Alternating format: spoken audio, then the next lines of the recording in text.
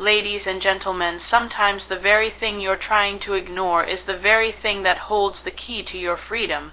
That uneasiness in your gut, that irritation you keep brushing off, that sudden rush of emotion over something small.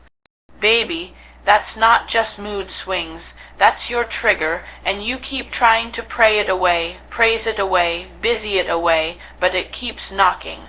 Louder, bolder, more desperate to be seen, because freedom can't live where truth is being buried. You can dress it up in ambition, you can bury it under accomplishments, you can even silence it with noise from people, noise from schedules, noise from distractions. But a trigger that hasn't been confronted will always find a way to show up. In your relationships, in your career, in the moments that should bring you joy, but instead bring you anxiety, because unhealed pain has a way of dressing up like personality, and some of us have mistaken our defense mechanisms for discernment. We've called our trust issues wisdom, we've labeled our detachment as strength, we've celebrated our independence, not realizing that some of us built our self-reliance in the wilderness of rejection. And we've got the audacity to wonder why peace keeps slipping through our fingers like sand. It's because you can't build a life of wholeness on a foundation of avoidance. You've got to confront the place where the wound began. I know it's scary. I know facing it means revisiting some things you'd rather forget. I know the moment you even start to trace back to where it started, your heart starts to race, your palms sweat, and that voice in your head says, not now, maybe later. But later has become years. Later has turned into a lifetime of pretending. And pretending has robbed you of the kind of love, peace, and purpose that only truth can unlock. You keep asking why the cycles won't break, why you keep ending up in the same emotional place, different scenery. It's because cycles are sustained by silence, and silence protects pain. But what if your trigger is not the enemy? What if your trigger is the alarm system God gave you to say, there's still something here that needs your attention? We can't keep blaming the people around us for walking on eggshells when we've made our environment a minefield. Every time someone gets close, boom, the pain explodes, not because they meant harm, but because they touched a bruise you haven't healed. It's not their fault. It's not even fully yours, but it is your responsibility now. Your healing is not optional, it's essential, because what you don't confront, you will transfer. And some of us are passing down pain, not because we're evil, but because we've never been taught how to bleed without making someone else a casualty. You think your strength is in your survival, but true strength is in your surrender. It's in being honest enough to say, this hurt me, this broke me, this changed the way I see the world, and I don't want to carry it anymore. You don't have to carry it anymore. That moment they walked out. That wasn't your fault. That season where you had to raise yourself emotionally while grown people acted like children, that wasn't fair. The words that were spoken over you, you're too much, you'll never be enough, you're hard to love, those were lies projected by people who never learned to love themselves. You don't owe anyone your silence in exchange for their comfort. You are allowed to speak. You are allowed to feel. You are allowed to grieve what happened, because you cannot heal what you will not name. I see you trying to function while fractured, trying to lead while leaking, trying to love while losing yourself, but today I need you to pause long enough to feel. Let the tears come, let the truth come, not because you're weak, but because you're ready to stop reacting and start restoring. Ready to stop hiding and start healing. Your trigger doesn't mean you're broken. It means there's still a part of you that believes you're worth protecting. That small, trembling inner voice that rises up in moments of chaos is still fighting for you. And now it's your turn to fight for her too, not with weapons, not with walls, but with truth, with compassion, with honesty. Look in the mirror and remind yourself, I am not what happened to me. I am what I choose to become.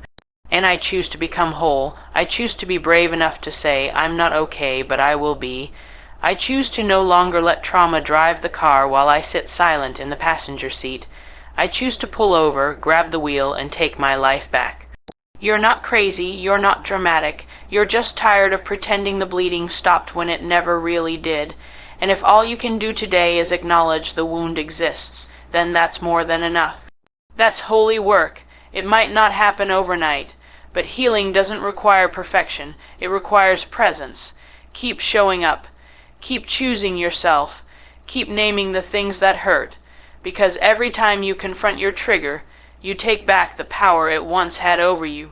You won't always feel this broken. The day will come when that thing that used to unravel you becomes the very testimony you stand on. The pain won't always scream, the memory won't always sting, but only if you lean in. Lean into the discomfort, lean into the questions, lean into the process, because your breakthrough is not on the other side of pretending. It's on the other side of truth. And I believe that if you're willing to confront it, you'll realize it was never meant to break you. It was meant to reveal what you still have the power to reclaim. You're not too far gone, you're not too late, and you're not alone. You've got the strength, you've got the grace, you've got the authority to go back. Pull that root out and say no more. No more silence. No more shame, no more shrinking. You're not the same person who was wounded. You're the healed woman rising from it, and she's unstoppable. Would you like this speech formatted for print or performance delivery, like spacing, emphasis, or staging notes? A trigger is not your enemy. It's your teacher, your signal, your alarm system alerting you to something deeper beneath the surface. It's not random, it's not weakness. It's your body, your mind, your soul saying, pay attention. There's something here that needs healing. We often treat our triggers like intruders, something to fight off or shut down. But what if instead of resisting them, you sat with them? What if you allowed yourself to ask, why did that moment shake me? Why did that comment cut so deep? Why did my heart race when that situation happened again? Because the truth is, a trigger is often connected to something unresolved. Something buried, a memory that didn't get processed properly, a belief you formed when you were too young to know any better. It's the scar under the skin still tender to the touch, and instead of punishing yourself for being too sensitive, or trying to push it down with hustle, with distractions, or with perfectionism, maybe the most powerful thing you can do is pause and listen. You may think your reaction was too much, but your body is wise. It remembers what your mind has tried to forget. Your nervous system stores experiences, and sometimes all it takes is a certain tone, a familiar rejection, or even success itself to ignite that memory. That's not random, that's a signal, and signals are meant to guide, not guilt. The world will tell you to numb it, to move on, to not let it get to you. But ignoring a trigger doesn't heal the wound. It just postpones the lesson. And you deserve to live in a space where you are no longer dominated by hidden pain. You deserve a life where you don't have to tiptoe around certain topics or avoid certain people just to keep the peace inside of you. That's not peace, that's avoidance dressed in coping. When you start to see your triggers as signals, you take your power back. You stop being a prisoner of your reactions and start becoming a student of your healing. You begin to ask better questions. Where did this begin? What belief was formed in that moment? And is it even true anymore? Sometimes we're triggered not by what's happening now, but by what it reminds us of. It reminds you of the moment you weren't chosen, the time your voice was dismissed, the season where you had to be strong because no one else showed up, and your body keeps score, but you are not at the mercy of your past. You are powerful enough to face it, not to relive it, but to reframe it, to say, that moment happened, but it no longer defines who I am today. The trigger is simply an invitation to grow deeper, to peel back a layer, to see yourself more clearly, and it's not something to be ashamed of, it's sacred, because it means your heart still desires freedom and anything that leads you closer to truth, even if it's uncomfortable, is a gift. You don't have to react every time it shows up, but you do have to recognize it, because the more awareness you have, the more choice you have. That's what healing gives you, choice. You get to choose whether you spiral or ground yourself. You get to choose whether to run or to stay and breathe through it, and eventually what used to trigger you becomes a mirror of how far you've come. You are not your trigger. You are not the wounded child or the heartbroken woman or the anxious soul trying to hold it all together. You are the one rising through it, and every time you lean in with grace and curiosity instead of shame, you turn the trigger into transformation. Unhealed wounds don't disappear just because you're busy. They don't dissolve simply because you've distracted yourself, built a life around them, or learned to function in the middle of them. They linger. They sit quietly beneath the surface, shaping your choices, your relationships, and your view of yourself. And the most painful part, they create cycles, emotional patterns that repeat themselves in different seasons, with different people in different environments, until you finally stop and ask, why does this keep happening? The reason the cycle won't break is because the wound hasn't been healed. You've patched it, maybe, you've ignored it, you've even put makeup over it and smiled your way through the pain. But when a wound is still open, it festers, and eventually it shows up. It shows up in how quickly you shut people out, in how deeply you doubt yourself, in the way you sabotage the very blessings you prayed for, because a part of you doesn't feel worthy of receiving them. We often think time heals, but time only hides what truth needs to address. You can be years removed from the original moment and still be governed by the emotions of that season. That's how powerful unhealed wounds are.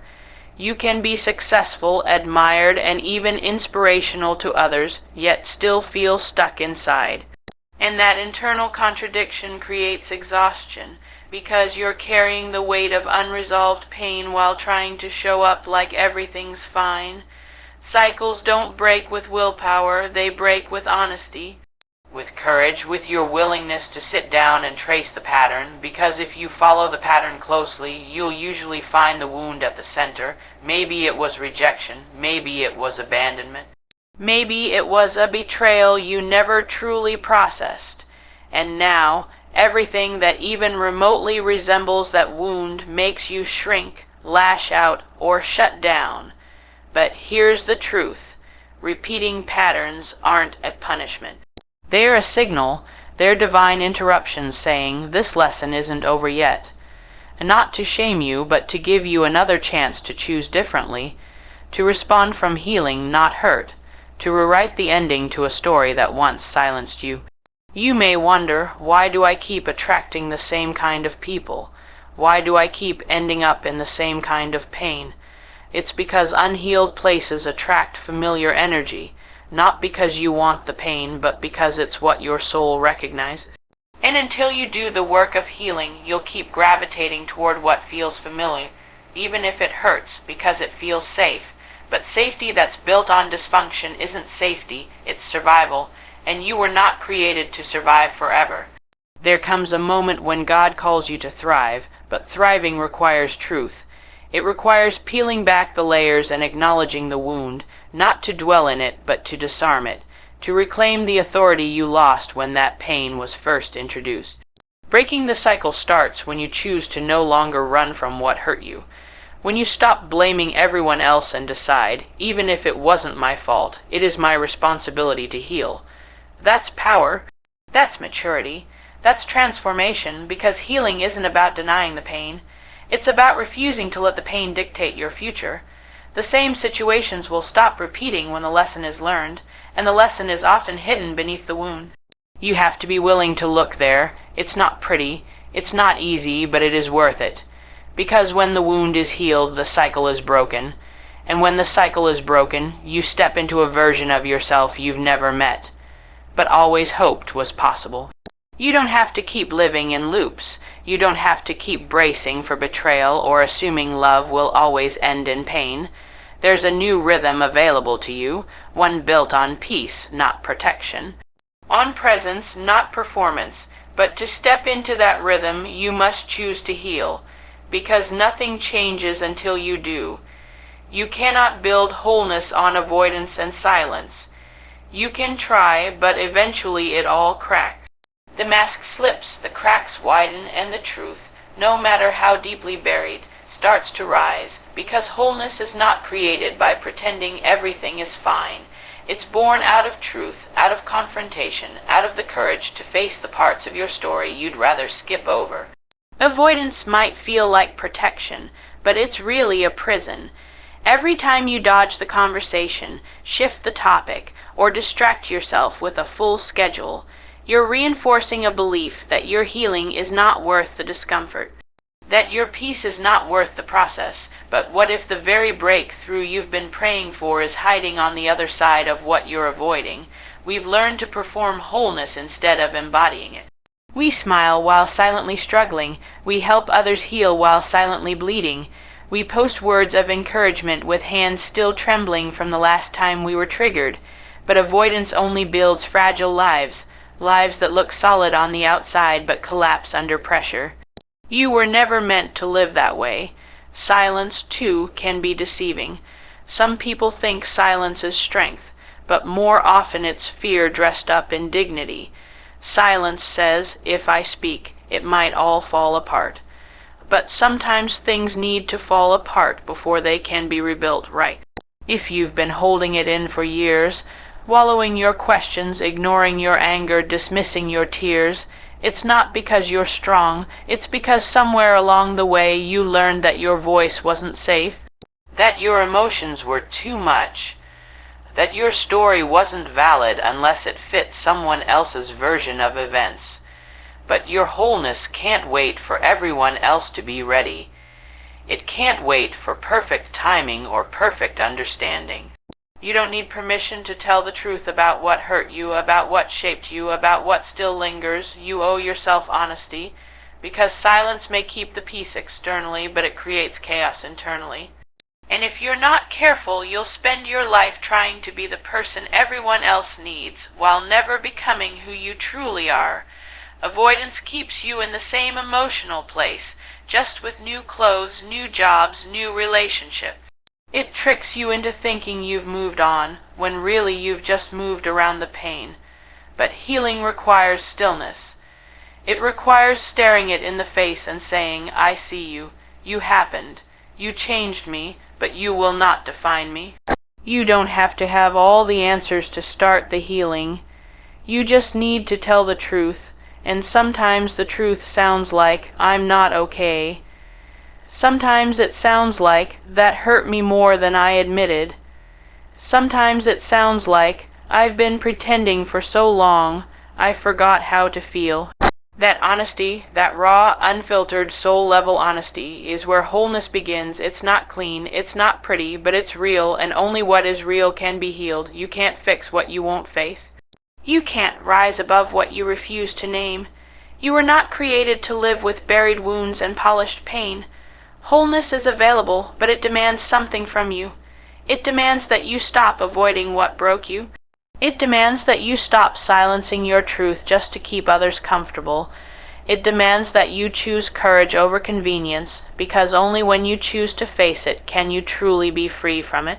When you stop running, when you finally sit still in the presence of your truth, that's when restoration begins. That's when the pieces start to come together in a way that's not just functional, but whole. Whole in your identity, whole in your purpose, whole in your heart, and that kind of wholeness, it can't be shaken. Healing starts with naming the pain, not hiding it. You cannot heal what you pretend doesn't exist. You can't make peace with something you've never even admitted was a problem. And for far too long, you've been trying to push forward while silently carrying what you never said out loud. It's heavy, isn't it? That weight you've learned to call normal. That ache that creeps up in quiet moments and reminds you that something inside still hasn't been resolved. You've dressed it up well. You've made it look like strength. You've learned how to smile with your whole face while your soul whispers behind your eyes, say something. But silence has never been the cure. Suppression isn't healing, it's delay. And what you don't name will continue to operate in the background of your life, shaping your decisions, clouding your relationships, and stealing your peace one moment at a time. Some of us have mastered the art of functioning while wounded. We show up, We serve, we achieve, but under all that movement, there's still something unspoken. Maybe it was abandonment, maybe it was abuse. Maybe it was growing up in an environment where your feelings were too inconvenient for anyone to care.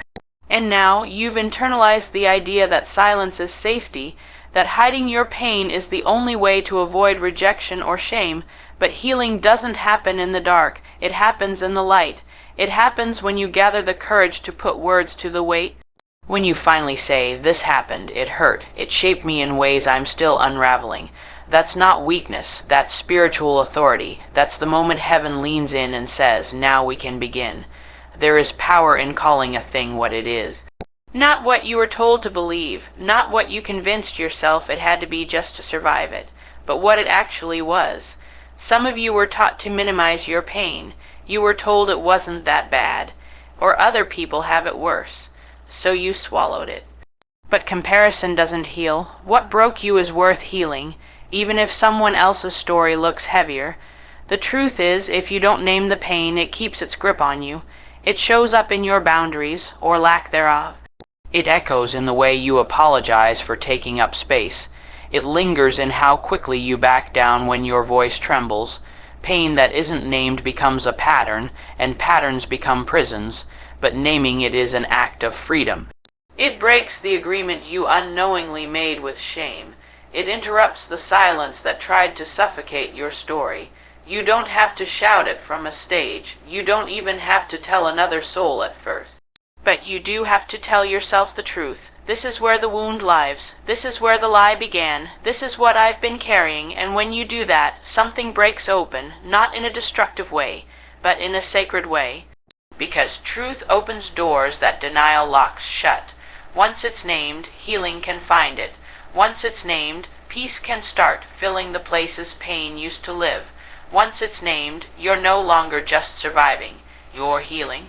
You're rising. It takes courage to name what hurt you, to speak it when it shakes your voice and makes your heart race. But that courage, that's the doorway to your restoration. That's how you tell your past, "You don't own me anymore." That's how you begin to live again, not just exist. Because healing doesn't wait on permission. It waits on honesty. And the moment you choose truth over silence, the healing begins. True strength is found in surrender, not survival. We've been taught that strength means holding it all together, smiling through the tears, grinding through the pain, and proving we don't need anyone. But that kind of strength is deceptive. It's a mask. It's a performance. It's survival dressed as power, and while survival is necessary in certain seasons, you were never meant to live there forever. Survival keeps you alert, guarded, ready for the next blow.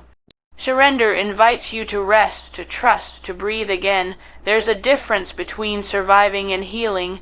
Survival says, "I can't afford to break down, so I'll keep going no matter the cost." Surrender says, "I'm allowed to feel, I'm allowed to be held. I'm allowed to fall apart if it leads to becoming whole." You don't have to keep proving your strength by how much you can carry. Sometimes strength looks like putting it down. Sometimes strength looks like saying, "God, I don't know what to do with this, but I trust you do."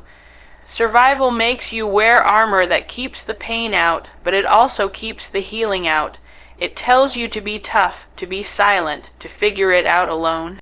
But true strength, lasting, soul, deep strength isn't found in how well you can pretend you're unbothered. It's found in your willingness to be real, to be vulnerable, to open your hands and say, "I'm tired of fighting battles I was never meant to fight alone." Surrender doesn't mean giving up.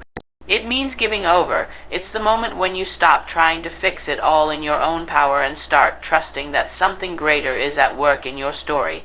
It's where you trade control for peace, where you trade performance for present. Where you stop trying to earn your worth and start receiving love just as you are. You've spent enough time surviving, adapting, adjusting, shrinking, rising to meet expectations you never agreed to. You've proven that you're capable. You've proven that you're strong in crisis, but now it's time to be strong in your softness, to be strong enough to rest, to be strong enough to say, "I need help." That's not weakness, that's wisdom. That's spiritual maturity, because it takes far more courage to trust than it does to perform. The world rewards survival. It claps for the overcomer, the one who pushes through, but heaven sees something deeper. Heaven celebrates the moment you let go, the moment you say, I don't have to do this in my own strength anymore, because that's when the shift happens, that's when grace rushes in, that's when the weight lifts and the healing begins. Some of us are exhausted not because we're weak, but because we've been carrying things we were never meant to hold alone. You don't have to keep being the strong one for everybody else while silently breaking inside. You don't have to keep acting like nothing touches you when everything does.